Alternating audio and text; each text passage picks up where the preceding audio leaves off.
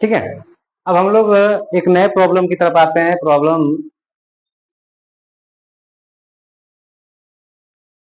जो है कि हमारा प्रॉब्लम आना रोलर आर हिंज सपोर्टेड। ठीक है, अगर ध्यान से देखा जाए तो ये हमारा हिंज सपोर्ट है और ये हमारा क्या है, रोलर सपोर्ट है।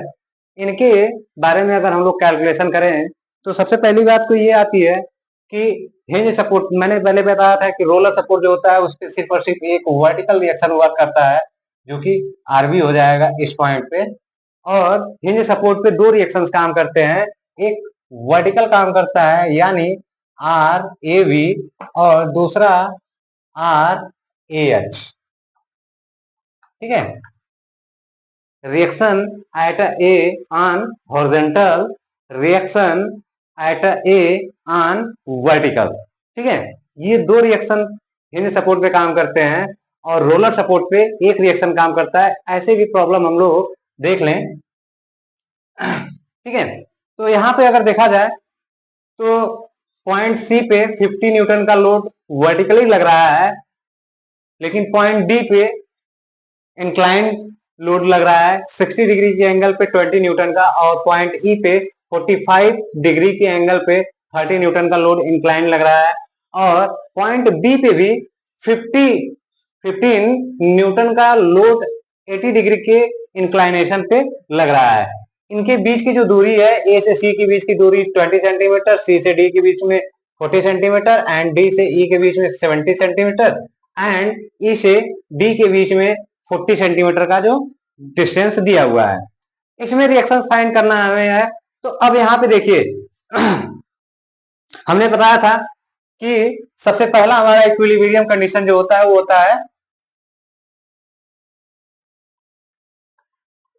जो सबसे पहला हमारा कंडीशन होता है वो होता है summation of horizontal force equals to 0 is a forward direction is a positive and backward direction is a negative. तो यहाँ पे हम इग्नोर नहीं कर पाएंगे, कारण कि यहाँ पे हमारा एक हॉरिजॉन्टल फोर्स ये भी आ रहा है। इससे पहले हम लोग क्या करेंगे, जो भी हमारा इंक्लाइनेशन, जो भी हमारा फोर्स इंक्लाइंड है उनके कंपोनेंट फाइंड कर लेते हैं, रिजोल्यूशन रिजोल्व कर लेते हैं। तो इनके जब कंपोनेंट फाइंड करेंगे तो ये फोर्स इस डायरेक्शन में आ रहा है, देन तो इसका जो कंपोनेंट बनेगा एक इस डायरेक्शन में बनेगा, एक ऐसे बनेगा। क्लियर। अब इसके बाद ये एंगल बन रहा है, यानी इसके पैरेलल जो जाएगा वो हमारा क्या बन जाएगा, कॉस बन जाएगा। तो ये हमारा हो जाएगा 20 कॉस 60 डिग्री। क्लियर। इसके बाद ये जो परपेंडिकुलर आ रहा है, इस लाइन के जो परपेंडिकुलर आ रहा है, ये हमारा क्या हो जाएगा, साइन के टर्म में बनेगा 20 साइन 60 डिग्री। क्लियर।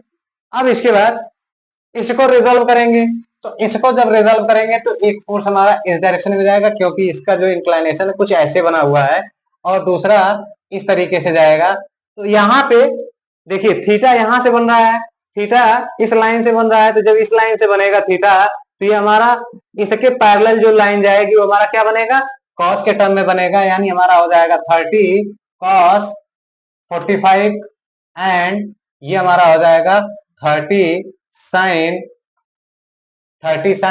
45। क्लियर।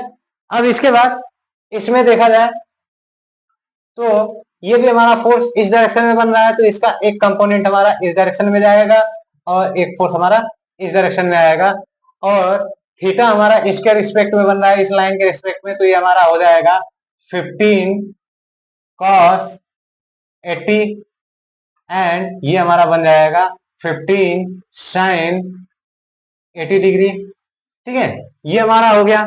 अब यहाँ पे अगर हमें देखें तो हमें हॉरिजॉन्टल फोर्स भी मिल रहा है और वर्टिकल फोर्स भी मिल रहा है, यहाँ भी हॉरिजॉन्टल ये वर्टिकल, यहाँ भी हॉरिजॉन्टल ये वर्टिकल।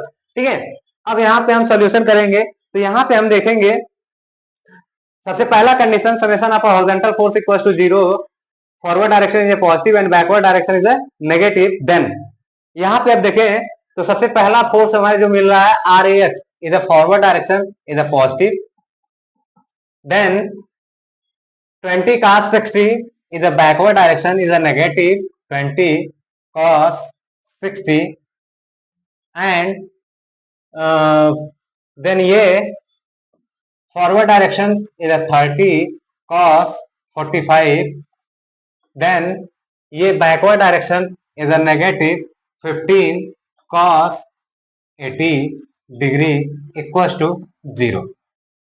देन आर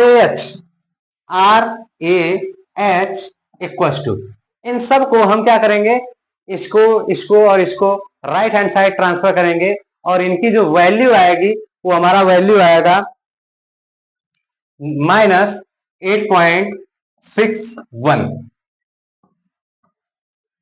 इसकी जो वैल्यू आ रही है -8.61. अब कोई भी फोर्स नेगेटिव तो हो नहीं सकती, तो नेगेटिव नहीं हो सकता, तो इसका मतलब यह है नेगेटिव आने से कि जो हमने यहाँ पे आरएच की वैल्यू लिया था ये हमने फॉरवर्ड डायरेक्शन में लिया था, ये फॉरवर्ड डायरेक्शन में न लेकर के हमारा किस डायरेक्शन में जाएगा, बैकवर्ड डायरेक्शन में जाएगा. यानी आरएच की जो वैल्यू है वो हमारा नेगेटिव तो जरूर है, बट ये हमारा क्या आ जाएगा, R A H equals to 8.61 is backward direction. Clear? तो हमारा आर एच की वैल्यू इतना आ जाएगा. क्लियर? देन अब इसके बाद चलते हैं, सेकंड कंडीशन हमारा है summation of vertical force equal to 0, upward direction is a positive, upward direction is a positive and backward direction is a negative. Then clear? अब वर्टिकल फोर्स कौन कौन से है, एक R A V is a upward direction, RAV is a upward direction is a positive, and 50 Newton is a downward direction is a negative. Then 20 sin 60 is a downward direction, 20 sin 60. Then 30 cos 45 is a downward direction is a negative, 30 sin 45 degree. Then 80 15 Newton 15 sin 80 is a downward direction is a negative, 15 sin 80. And RB is a upward direction is a positive equals to 0. Then RAV plus RB equals to अब इनको by calculator solve कर सकते हैं, क्योंकि यहाँ पे calculator allow होता है. तो बाई कैलकुलेटर अगर इसको सॉल्व करेंगे तो हमारी जो वैल्यू आएगी 103.3 न्यूटन. क्लियर? ठीक है, तो यहाँ पे हमारा आर ए वी भी आ गया, ये हमारा हो जाएगा इक्वेशन, ये हमारा इक्वेशन फर्स्ट हो गया, ये हमारा सेकंड हो जाएगा. अब इसके बाद हम आते हैं थर्ड कंडीशन पे, जो कि हमारा थर्ड कंडीशन क्या है, summation of a moment about A equals to 0. ठीक है, summation moment about A equals to 0 is a clockwise direction is a positive. Clear? ठीक है, अब समेशन मोमेंट निकालना है. मोमेंट निकालने के लिए हम लोग क्या करेंगे, ए के अबाउट से निकालना है तो बी से चलेंगे, तो B R B is anti clockwise direction, तो माइनस आर बी इंटू यहां से यहां तक की डिस्टेंस कितनी है, 40 प्लस 70 110 110 150 और 20 170 आ गया. ठीक है, देन ये वैल्यू क्या है, downward direction is a clockwise, तो 50 sine 80 into distance, total distance 170. Then ये फोर्स पे चलते हैं क्लॉकवाइज डायरेक्शन, तो क्या हो जाएगा, प्लस 30 साइन 45 इंटू, अब यहां से यहां तक की डिस्टेंस कितनी है, 60 प्लस 70 130.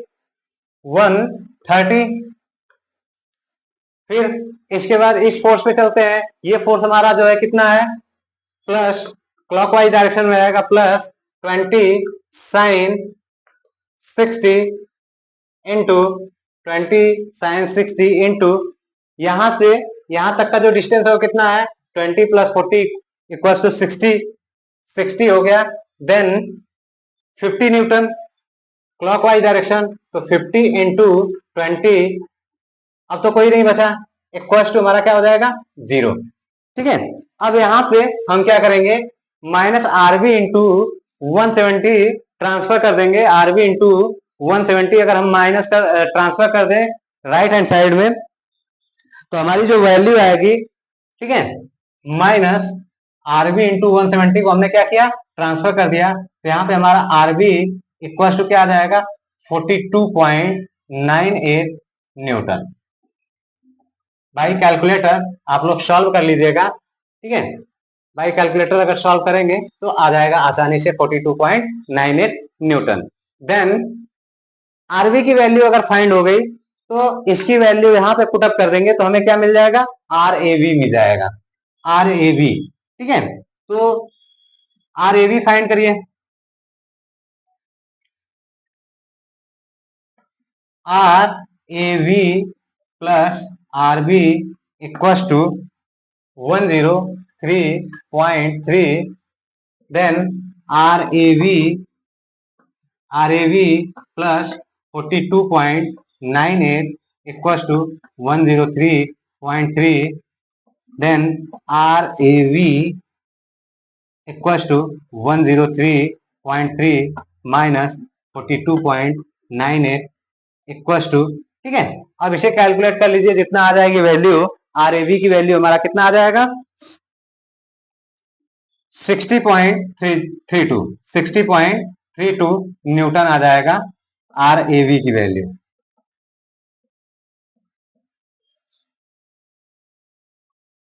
क्लियर, ठीक है।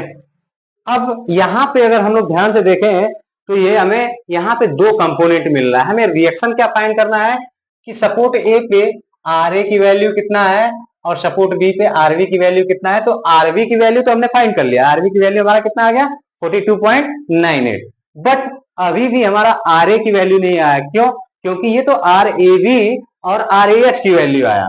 ठीक है, तो यहां पे हम लोग क्या करेंगे, हमें आर ए की वैल्यू फाइंड करने के लिए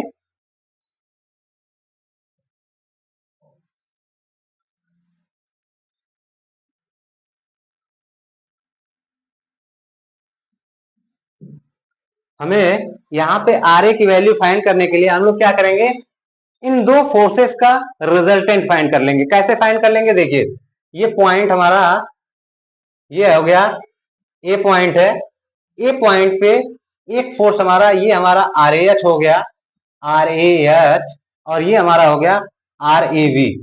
ठीक है, ये तो अपवर्ड डायरेक्शन में ही रहेगा क्योंकि हमारा ये वैल्यू जो है पॉजिटिव आया है, बट आर एच की वैल्यू हमारी क्या आई थी -8.61 आया था, तो आर एच की वैल्यू नेगेटिव था इसलिए हमने इसकी साइन इस डायरेक्शन में ले रखा था, जब नेगेटिव आई तो इसकी साइन हमने इस डायरेक्शन में कर लिया। अब इनका हम जो रिजल्टेंट फाइंड करेंगे, रिजल्टेंट क्या हो जाएगा हमारा आर ए हो जाएगा, आर ए, और इससे हमारा इस डायरेक्शन में हमारा थीटा निकल जाएगा। क्लियर, तो अब यहाँ पे हमें देखने की बात है कि आर ए कैसे फाइंड करें।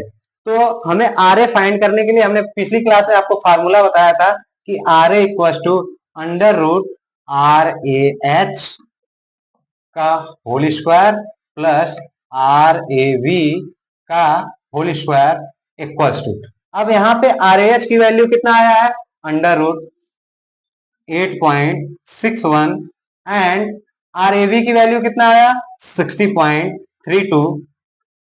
अब इनका होल स्क्वायर करके अंडर रूट फाइंड आउट कर लेंगे, जब अंडर रूट फाइंड आउट कर लेंगे तो ये हमारी वैल्यू कितना आ जाएगा 60.92 न्यूटन आ जाएगा, यानी हमारा आर ए की वैल्यू आ गया 60.92। अभी अभी ये बातें यहाँ पे अभी समाप्त नहीं हो रही है, क्यों, क्योंकि अभी तो हमें ये आर ए की वैल्यू मिला है, अब ये आर ए की वैल्यू का डायरेक्शन क्या होगा ये फाइंड करना है, यानी हमें क्या फाइंड करना है इस थीटा की वैल्यू। थीटा की वैल्यू फाइंड करने के लिए हमें क्या ज्ञात करना होगा,